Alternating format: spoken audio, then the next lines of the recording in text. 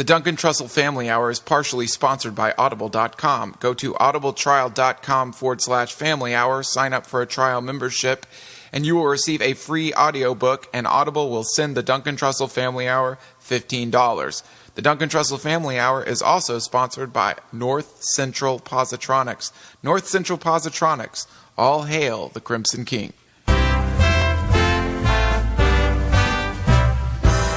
Today on the Duncan Trussell Family Hour, we explore the issue of mental illness in comedians.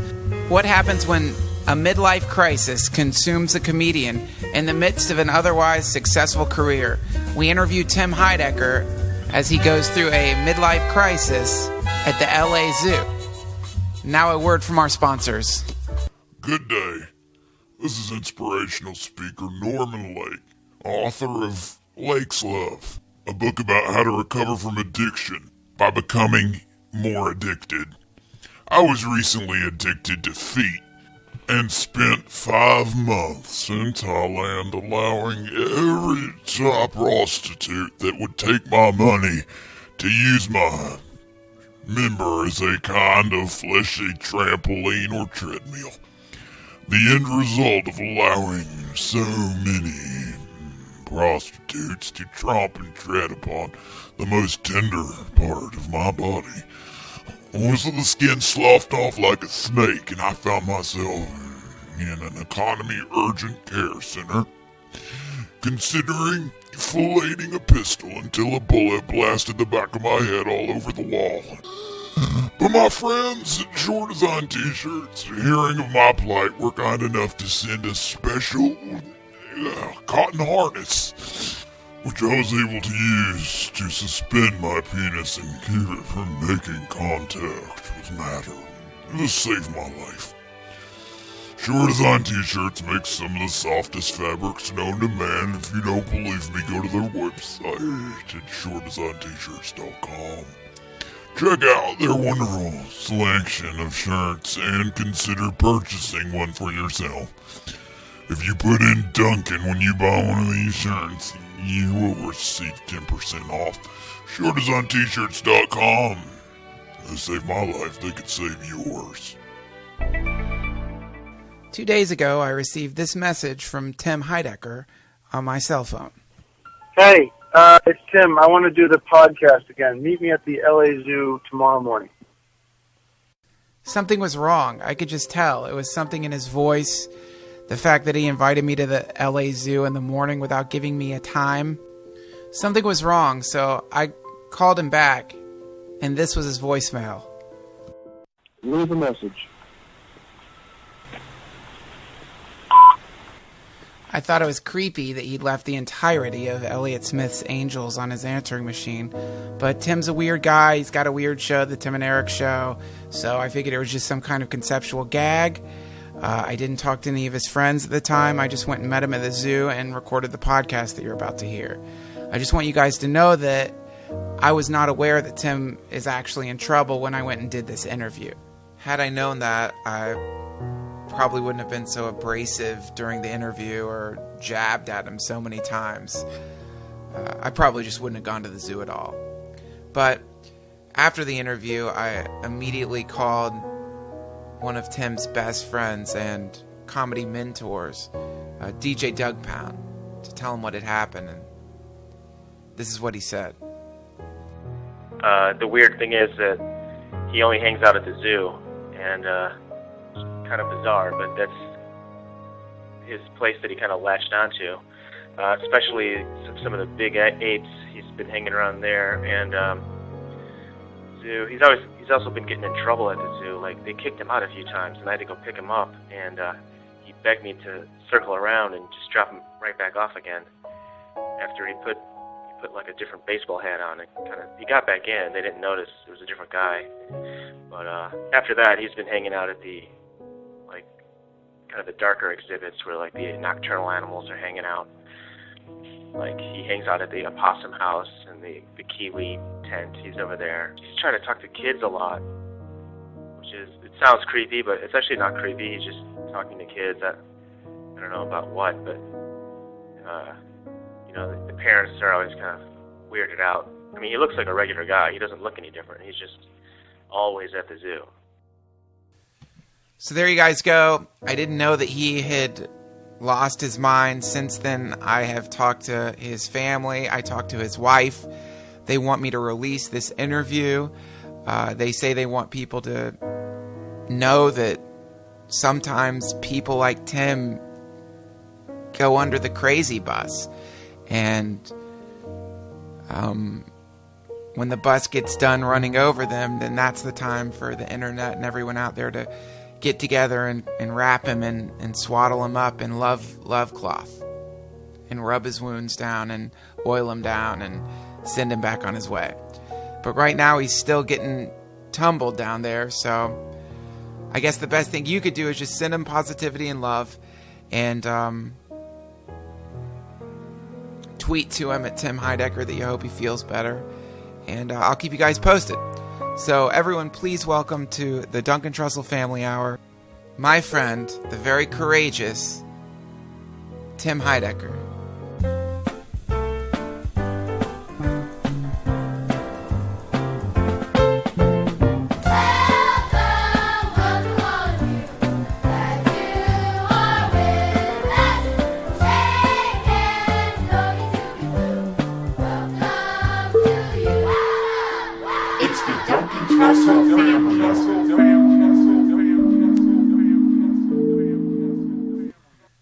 It was a typical Tuesday morning at the LA Zoo.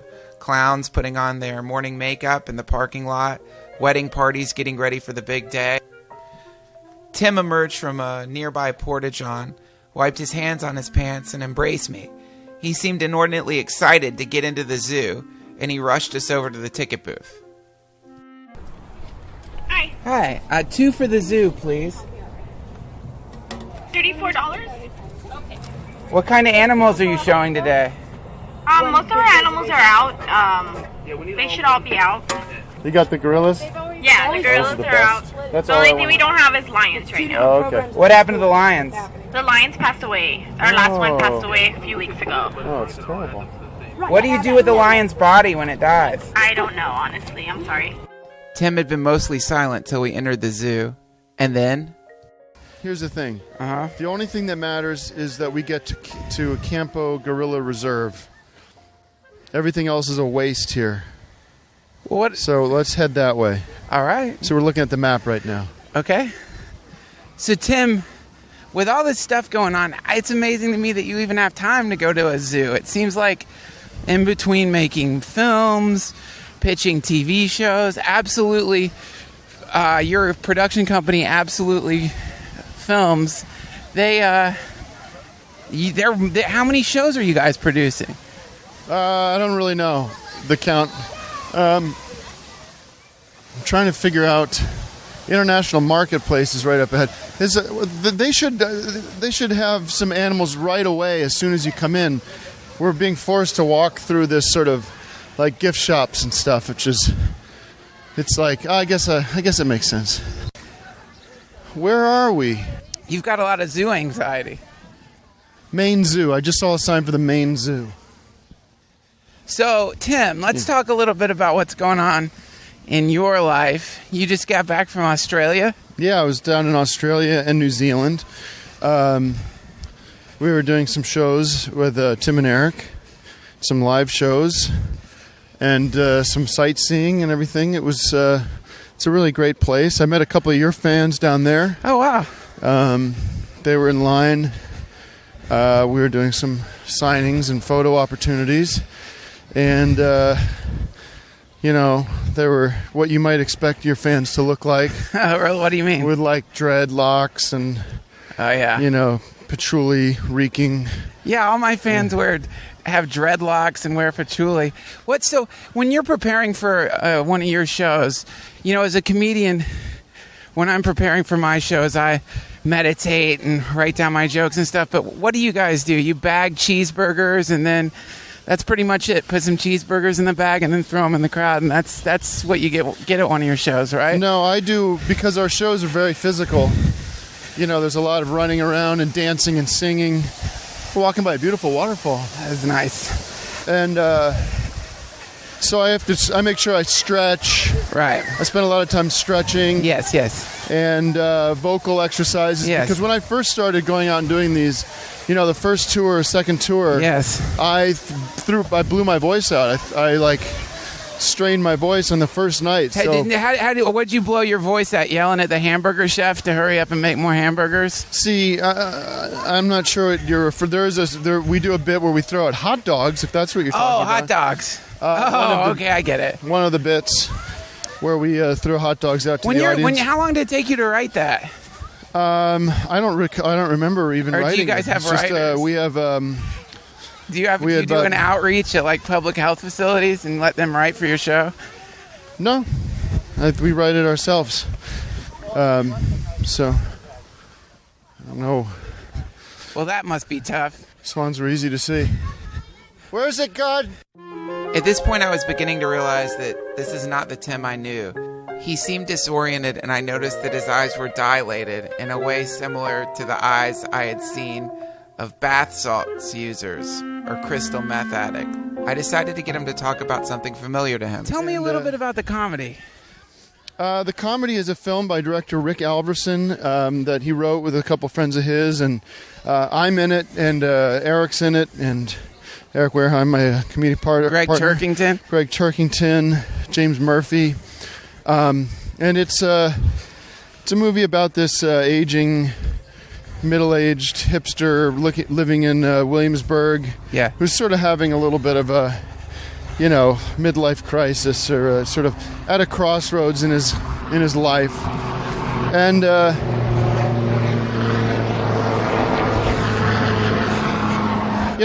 it's very dark, very intense. It has moments of humor, a lot of humor, but ultimately it's not a comedy. It's more of a drama. It's a drama, yeah. So I liked the director, and I think he's a good guy. I liked his ideas. I liked what he had to say about the world, and so I went ahead and did it. Is this your first dramatic feature? Let me think. Almost absolute. Yes. Oh, churros. Now, churros, you've got sugar and then Bavarian cream filled, caramel filled, and strawberry filled. When did you guys start filling churros with? Gorillas, Campo Grill. No, still working our way. Here's the gorillas. When people buy tickets for your shows, did they have to pay extra for the food you throw at them, or is that comped? No, that's just part of the show. When we made it to the gorilla cage, Tim calmed down. This is what he'd been waiting for all morning. Here we are. Look at these gorillas. We better be quiet, huh? Look at that guy. That's amazing. I mean, what was that sound? I'm not sure. So when you look at that gorilla, what does it make you feel like? I feel a profound and strong connection to nature and to the world and to every blade of grass and every hair on your head. But when you see something that's so strong, but it's in a cage, it doesn't even know. I don't even see a cage. There's no cage. Well, I know, but most people a lot of people don't realize they're like the gorilla. They've caged themselves into this life that isn't really who they are. In my own life, looking at I agree to do this movie, which I'm proud of, the comedy. But What does that mean? It means, okay, I'm going to act in this movie, and that part is really fun. But then you have to go and you got to promote it, and you got to talk about it. You got to do these kind of things. I'm glad to be here at the zoo, but you have to go and take up part of your day and talk to people like you and sort of take your bullshit. You're trying to make these jokes about our show, and I have to kind of be cool with it, because the most important thing is that even if 10, I don't know how many, you have 100 listeners, 200 listeners, let's say 10 or 20 of these people check out the comedy, well then it was worth my time, wasting time here with you. But this is cool. Look at that. That's so funny that you call it wasting time because Well, it's not wasting you time. emailed me. Promoting. You emailed me and said, "Can I want to promote this time because for the podcast?" I realize that I have to do whatever it takes to come out and promote this movie because I think because I care about it and I care about the director and I care about the people that spent money to make it. Look at this guy's coming close to us. It's beautiful. But I don't like talking about myself and talking with you on the air for everybody to listen to. Well, it's tough, when you get into a type of life that you don't want. It's kind of like when your compass is off. If your compass is off, no matter where you go, you're always going to be going in the wrong direction. In the same way, like a lot of people, when they don't realize who they really are at their core, everything else kind of gets weird. You're at the zoo, you don't want to do the interview, you're kind of in this... Listen, I would get rather... married, you don't I would rather be on a beach, chilling out, reading a book, with some of your bros, being with my family, putting sunscreen on your friends' backs. But I got to be here. Oh, here comes another one. Look at this. This is a silverback now. That's the alpha. This is big. Holy crap. This guy could tear you apart. Not me. Tear you apart. Yeah, guy's huge. Oh, my God. Look, and they're doing something now. Like, there's some kind of... this is some kind of situation happening. This is some kind of meeting they're having. What we're seeing here is a silverback, a giant probably 70-pound thing is come... 70-pound thing? What kind of orator are you? What kind of presenter are you? You have no conception of how to do this properly. Oh, look, there's another one up there chomping leaves. It's a little guy. The silverback is gigantic. Interestingly enough, the gorillas, you and the gorillas probably have something in common. We all have something in common with gorillas. They have tiny penises for their size. Really? I didn't know that. Yes. Compared to their size, they have tiny penises. Yeah. I guess. I don't know. I don't know anything about that. Look at this guy. I think you should probably suggest that while people are listening to this, in fact, I'll suggest it because you won't. While you're listening to this, open up a new window in whatever browser you use. Go to Google, go to YouTube, or just go directly to YouTube and type in gorillas, type in silverback gorillas, and put the sound down on that clip and start watching while we're listening. Maybe roll back the podcast a little bit. Yes. And you could see through video on the internet what we're seeing right now. That's what I would suggest. If I was running this podcast, I would surely be suggesting that even before I don't know. I think if you were running begun. this podcast, you'd probably say, bring up a hot dog on the screen and wear diapers while you listen to this. A security guard made us leave the gorilla exhibit and forced me to stop recording. He said that something about the way Tim was acting was freaking out the gorillas. We decided to head over to the zebra exhibit. That's cool. These zebras are really cool, huh? I mean, they're essentially horses. Yeah. Really. Let's just be honest. I think it looks like a horse. I think a zebra looks like a horse. Yeah. You know? I mean, it's a horse with stripes. It's just a different kind of horse. Why do they have to call it a different name? Why don't they call it a black and white striped horse? This is making me think right now that what's happening here is the birth of your next show. And it's so obvious. What is it? Like a kid's show. I would love to do a kid's show, to be honest with you.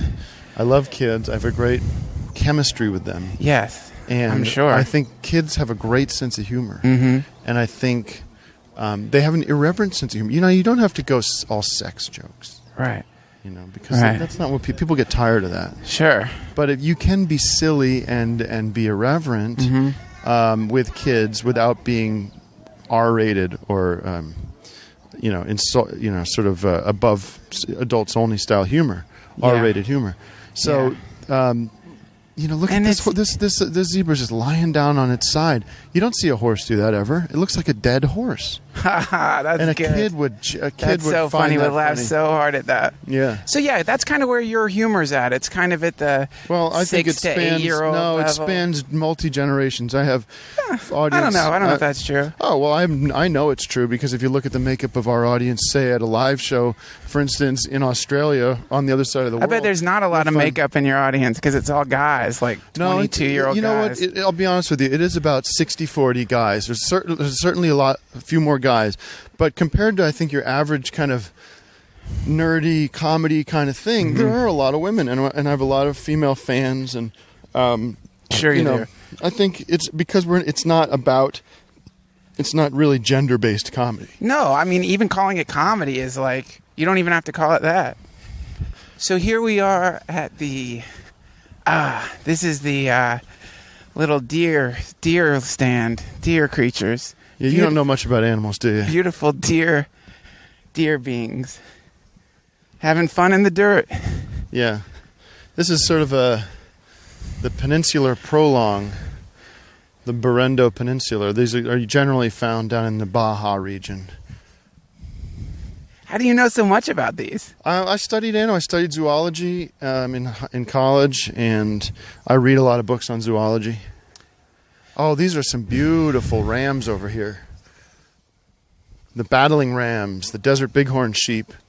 Love these guys. The Ovis canetus nelsoni.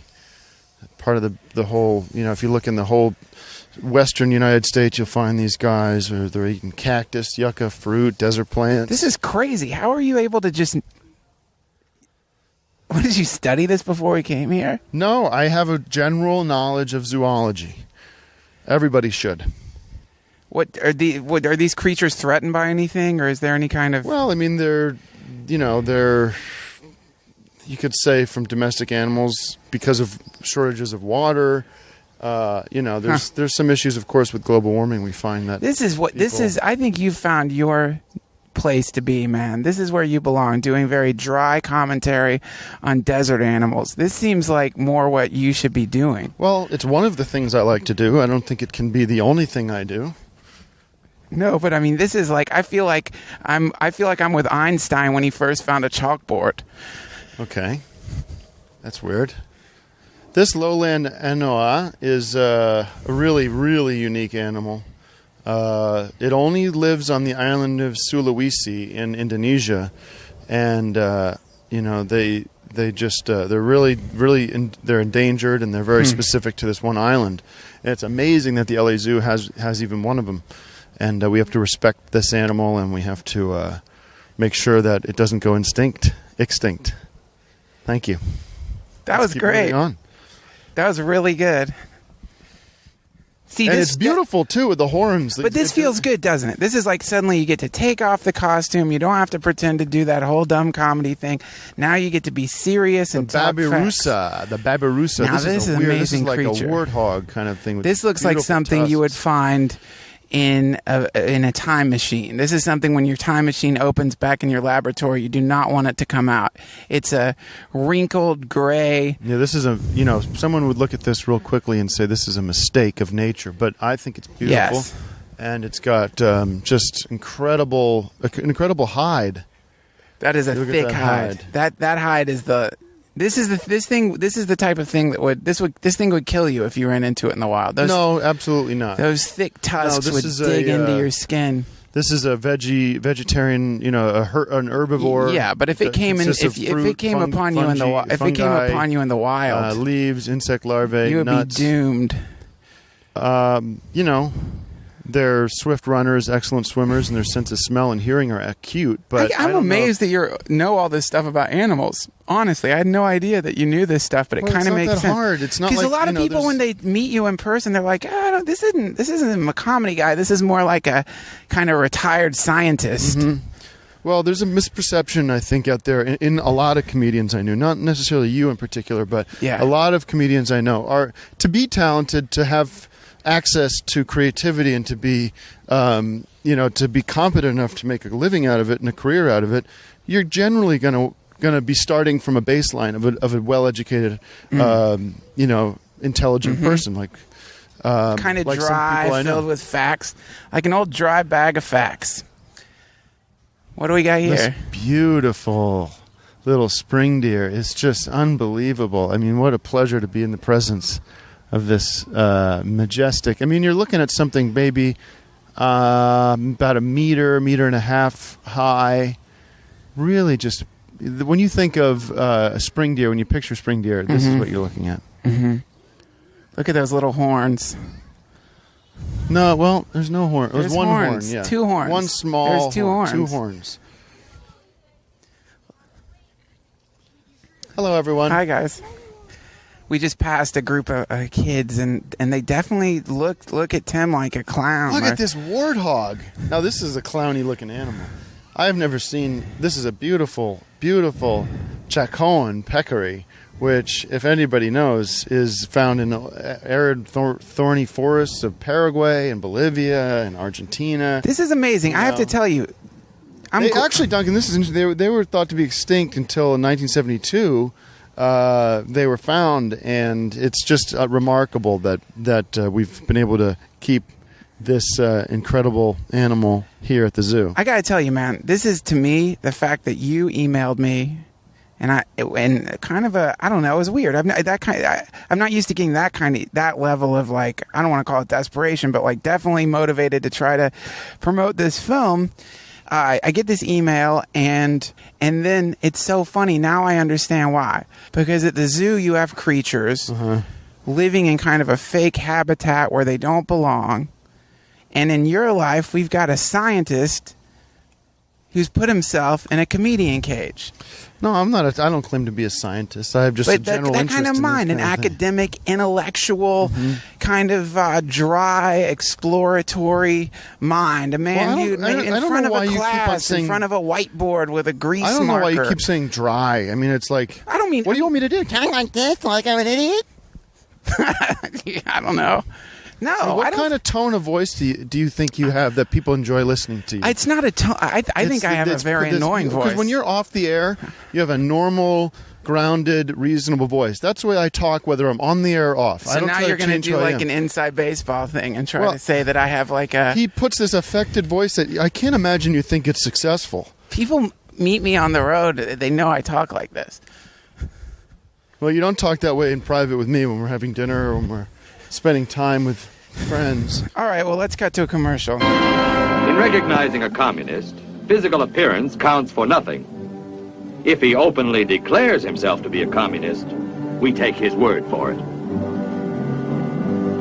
If a person consistently reads and advocates the views expressed in a communist publication, he may be a communist. If a person supports organizations which reflect communist teachings, or organizations labeled communist by the Department of Justice, she may be a communist. If a person defends the activities of communist nations while consistently attacking the domestic and foreign policy of the United States, she may be a communist. If a person does all these things over a period of time, he must be a communist. But there are other communists who don't show their real faces, who work more silently. Okay, we are back here. I'm at the LA Zoo with Tim Heidecker. This is a big moment, I think, for Tim and all the folks out there who've been wondering what's going on with Tim, because I think this is on tape. We've caught a man who's done the midlife career shift. He's realizing he's a scientist. I am not. That is inaccurate. I enjoy animals. I enjoy the knowledge that I have and sharing that with you. But the idea that I want to become a scientist is absurd. It takes many, many, many, many years of study and education that I'm not prepared to go through. No. Take me back 10 years, 20 years, maybe, of course. I mean, it'd be something I'd be interested in pursuing. You're a trained actor, so you're basically I'm not trained, believe me. You're an actor more than anything. So you're like a clothes hanger for words. You can read off a board. You can read words, and that's all you need to do. You need to get in front of a green screen and read words off of boards to kids, and I think you would be exactly where you belong. Yeah, I mean, I don't know. It's not something I'd want to do, but appreciate you bringing it up. Are we back at the Gorillas now? Oh, yeah. It smells like them. Ew, it really does. not smell good here at the Gorilla stand. So the comedy. You know what? Listen to that. That's the sound of the electricity surging through the oh, God, That's smell. a stink pit. It's a smell gorilla pee. So the comedy. Yeah, I ask everybody listening to come to that movie, first of all, legally. Get it through On Demand or get it through iTunes. Pay for your entertainment. This movie was funded by some courageous people at Jaguar, the record label who puts out great music, and they put their own money on and their own reputation on the line to give Rick Alverson the opportunity to make this movie. So show some respect and pay for it. Don't steal it, and then go into watching it with an open mind. It's not exactly what you might expect coming from us, and it's something different, and I think we should be applauding and celebrating different things in the world. This era of Iron Man and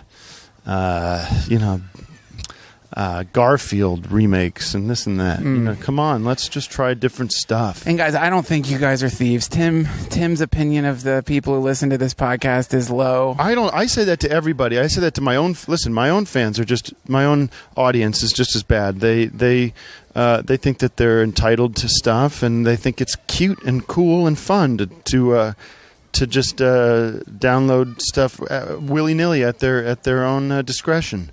And they don't realize that there's a 1-to-1 ratio between the amount of money you spend on something and the amount that it costs to make that thing. So if the fact is, if people don't support through their wallets, then these kind of movies are just going to stop being made because there's just no incentive for anybody to pay for them to be made. I couldn't be more clear about this, and it couldn't be more stark and obvious. The technology now exists, so it's just as easy to grab these things through On Demand or through iTunes or through Amazon, any other method that you use. It's simple, it's about as many steps as it would take to do anything else. So that you can't make the argument that this. I mean, listen, there's a difference to be said about the global issue. If you're listening and you're in Indonesia or you're in Finland or wherever you are, sure, I understand that, and I'm not happy about that either. There are restrictions in the way that people are able to buy things based on where you live. I think that's ridiculous, and I sympathize for those people. So listen, if you're in the United States, then this is really the message I'm sending out. Is so don't call or write and say, yeah, but what about me? I live. You're listening to the Movie Business Report with Tim Heidecker. Look at this guy, Silverback, showing his ass to us. That's all he is. He's just giving us the moon. That's got it. Now that for you has got to be intense to see that kind of male, hairy, strong ass just pushing it up in your direction like it knows. It's like it knows you. Oh, we're standing right next to each other, so who knows what he's doing, right? No. But it is definitely the thing seems like it's like to you it seems. It's inviting you in. I suppose. Join me in here. Yeah. Wouldn't you like that to loll? Hey, that's what you're thinking. Wouldn't you like that to loll about in the grass with a silverback kind of old biker guy who's kind of rubbing your back and like, give me a beer, buddy? No. He comes back and he cradles you in his arms. Nope. Love your funny jokes, my little Timmy. Nope. If you did that, man, I swear I think it would open a renaissance in your life. If you just if you spend an afternoon with a gay biker.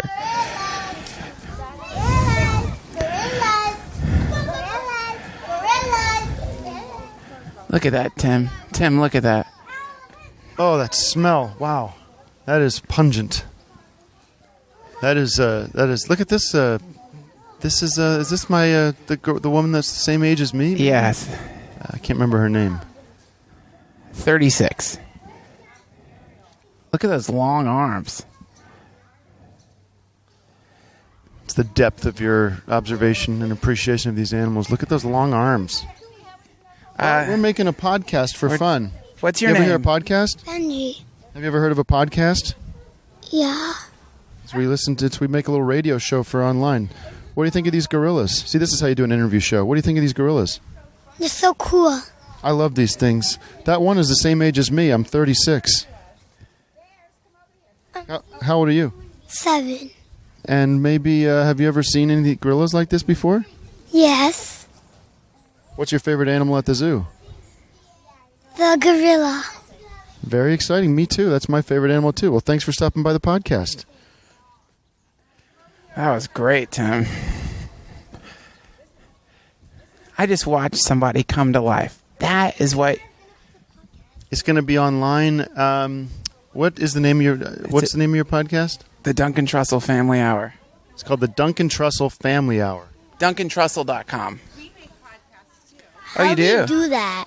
How do you do what? How do they get the cubs? Like the eggs? Boy, that's a long conversation. Yeah. What about this stink? Smells. It smells bad, huh? How do they make the stink? Well, I think we all know the answer to that, don't we? Am I gonna be online? Potentially, we'll see it if his podcast doesn't get canceled before the end of this week. It's not going to get I know. canceled. You probably wouldn't like it, though, right? No. Sabotage. Huh? Yeah, why do they knuckle walk? Oh, well, I wish I could tell you. That's the way they walk. How come? Why don't you knuckle walk? Have a great day. Nice to meet you guys. Have a great deer. Have a great deer, I said. Let's go this way. Bye, guys. Bye. Thank you. We're going to get him back to the hospital in half an hour. I was great. I got to talk to some kids. I got to be genuine. I got a couple digs in on you. It was a great experience. No, you did good, man. I'm telling you, man, that's where you shine. You shine with kids. You shine listing facts. This is you, man. This is where you need to be. All this struggle you're going through, I'm not going through any struggle. You're doing these existential New York movies, and you're going through this time. I'm trying. This is where you belong. You should. Why do I have to decide where? I don't need. I'm just continue to explore my experiences in life. I don't have to. Tim, suddenly, I love you. I want you to be happy. I A am lot of happy. people are worried about you. Nobody's worried about me. A lot of people want you to be happy. Well, I am happy, so problem solved. All you need, okay. But this equipment is not that expensive. You just get this. You can I walk have around. this equipment. I have my own you podcast. can walk around Everybody in the listen to OnCinemaPodcast.com. You can walk It doesn't take an hour to listen to. We do it in 10 minutes. You could It's walk fine. around the zoo all day. This guy's wearing a Disney feature animation jacket. He's there drawing. See, what people don't understand about LA is we are so right where we are right now. Yes. At the LA Zoo, we got to be 2-3 miles away, even less, 2 miles away from Walt Disney's own animation studios. So here we have. I bet this guy is an artist. Why don't you go interview him? You interview him. No, This you is your do it. show. No, this is your life. This is the rest of your life. Let's see you do an interview. I'm not going to do it. I'm only talk to kids. If you're going to do this, you've got to have the guts to get up there and do First it. of all, I'm also not going to be rude and interrupt everybody here. Tim, you should go around the zoo with a fake recording device and do interviews with people. You don't even have to record it. You just get a chance to talk to people. You're obviously feeling lonely and down. I'm feeling great. How's it going? It's beautiful out. It's nice. It's not too hot. What do we have here? I'm almost in the mood for a churro. What do we have here? This, my friend, is the old mountain bongo, the Bongo de Montoya. Scientific name, of course, is the Triglyphus Giraffe aesaki. And basically, it's just a beautiful, beautiful animal coming in from the South American region, down there on the east coast of South America.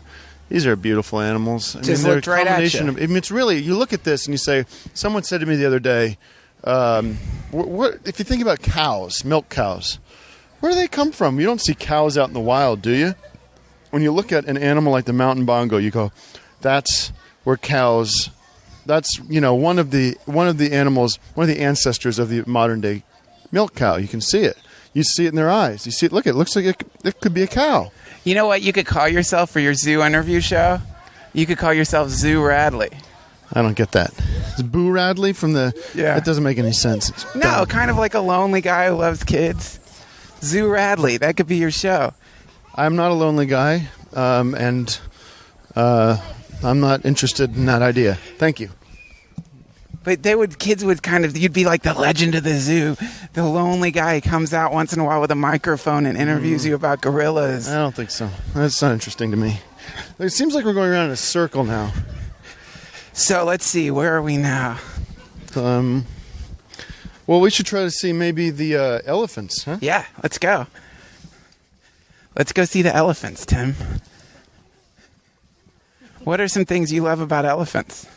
Well, of course, you got to respect their long memory and their long life and their commitment to family. Yes. And their sense of community. They're just majestic, beautiful animals. They're ancient animals. Hey, there you are again. We're going off to see the elephants. I was talking to my old friend, my young friend, I should say.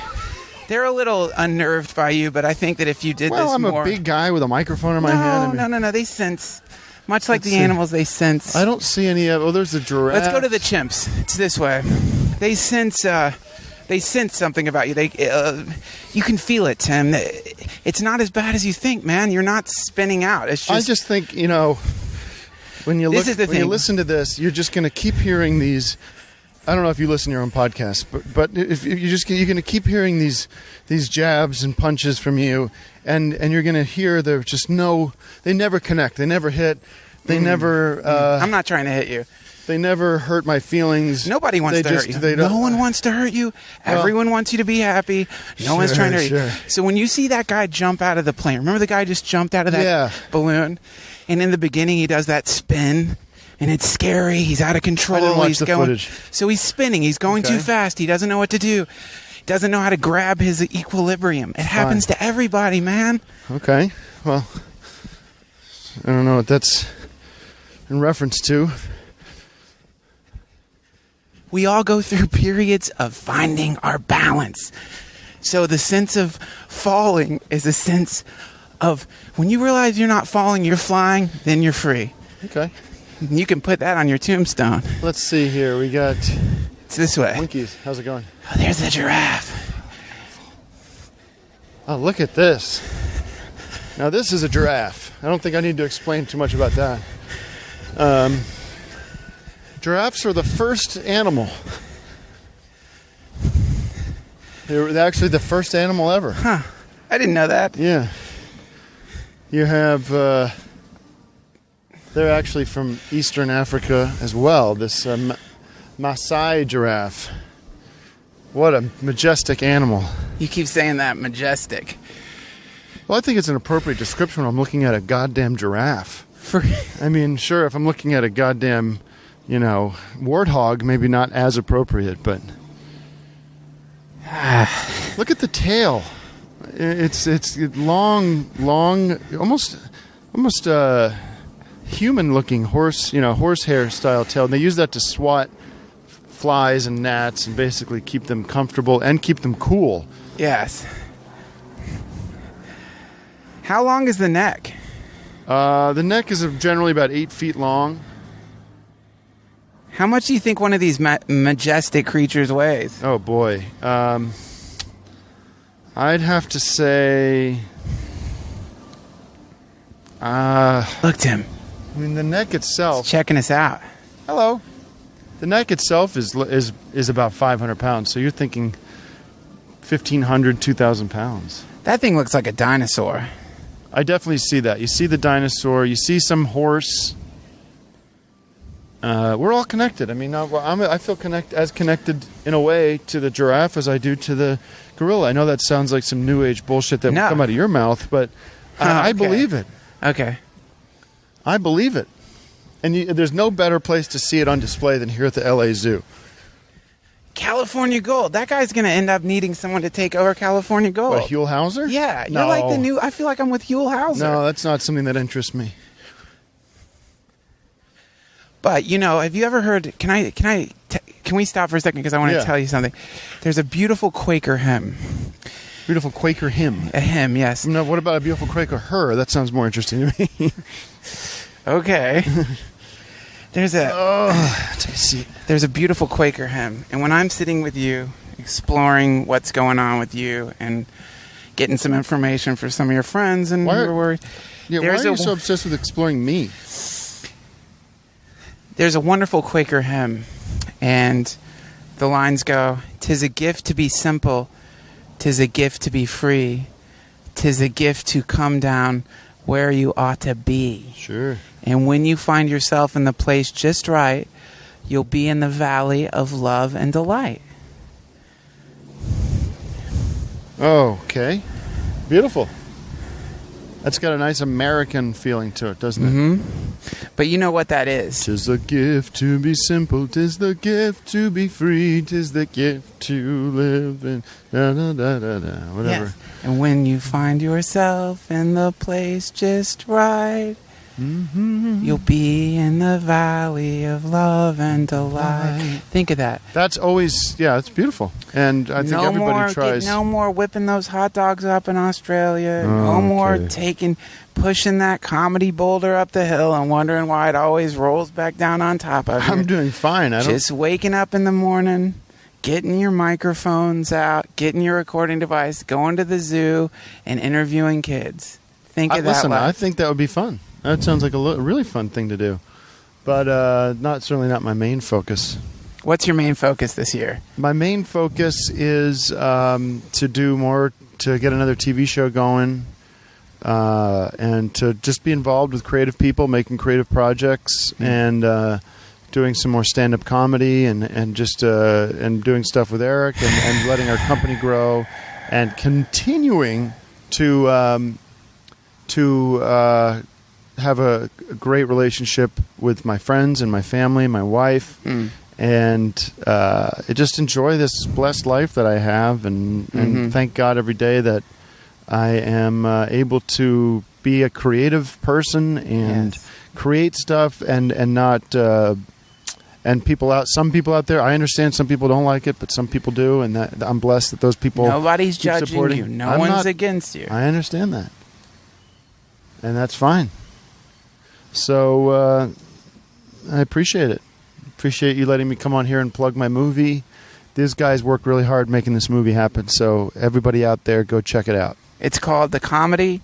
You can find it at the theaters. Yes, it's gonna. If you live in New York, San Francisco, Austin, LA. What's a website where people can find it? If you go to Tribeca.com. Right. Or type in Google, just type in Tribeca the comedy, and maybe you could put a link on your site or something. That would be helpful. I'd be glad to do. People aren't writing down websites right now. They're driving in their car. No, there's going to be a link on my site. I'm here for you, Tim. I'll Thank do you very anything much. that you need to help. All of your friends are here for you. We want you to succeed. But more than anything, we want you to be happy. I am happy, and I don't think anybody has to worry about that, especially you. We want you to be. We want you to be where you need to be. And I think everyone listening to this right now can hear what's going on, and they want you to be happy too. Guys, if you want Tim to be happy, send him a tweet at Tim Heidecker. No, not necessary. I am very happy. Thank you guys. You've been on. This is the third time you've been on one of my podcasts, and I got to say something right now. There's a guy with a Lacoste shirt, and you're not being able to see this. I wish you could turn around. But he's wearing one of those Lacoste polos, and I wear them occasionally. And I don't like labels, but they do have the little alligator on it, which I guess is appropriate at a zoo. But this guy's wearing one of those that has the kind that are giant logos on the breast. I just think that's strange.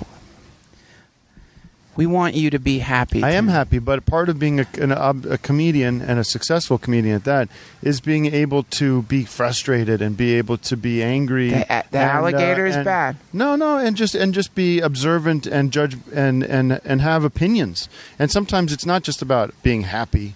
Sometimes it's about being mad about something. Why does that guy have to wear that stupid shirt? What is that with that? It's like the old Seinfeld thing. What's the deal with? That's not coming from a place of happiness. That's coming from a place that's coming from a place of frustration. No. I know. If your comedy's not working out for you, if you're not as successful as you want to be, perhaps you have to investigate whether or not you should be asking more questions, and you should be trying to dig down deeper into where the truth lies. That's not a happy thing to do. That's not a fun thing to do. That's not a at peace thing to do. That's not a Quaker thing to do. Yes. So questions to ask yourself as well. Okay. That's fine, Tim. You've been on the podcast now 3 times, and there's when they were testing the Space Shuttle Challenger, There were some scientists who kind of came out and said, you know what, we got to look at these gaskets, because if these gaskets aren't checked when they hit cold, they're going to burst. Because when something's going really fast and it's got loose gaskets, it can explode and things can get weird. So it was a gaskets issue that blew up the Challenger? Is that what you're suggesting? I'm suggesting that's what was happening. Okay, I'm sure. If you can read the article. There's a wonderful thing in the NASA report by the physicist Richard Feynman. You should check it out. Listen, science aside, everyone wants you to be happy. You've been on the podcast 3 times, and each time there's an increase. While you're talking, I'm going to Google the 2 words gaskets, Challenger, and just see what happens. Thank you so much for coming on the podcast, Tim. You can go to @TimHeidecker. Tell him, let's do a campaign, guys. Say, @TimHeidecker, we want you to be happy. That was Tim Heidecker from the LA Zoo. Okay, stand by. Also known as Zoo Radley. So there you go, guys. There's Tim Heidecker from the LA Zoo. Not a pretty sight, but a natural sight. A man who's coming to terms with his real identity in the midst of the chaos and intensity of a TV movie career. So say hi to Tim on Twitter @TimHeidecker, and definitely download on iTunes the comedy. Thanks for listening, you guys.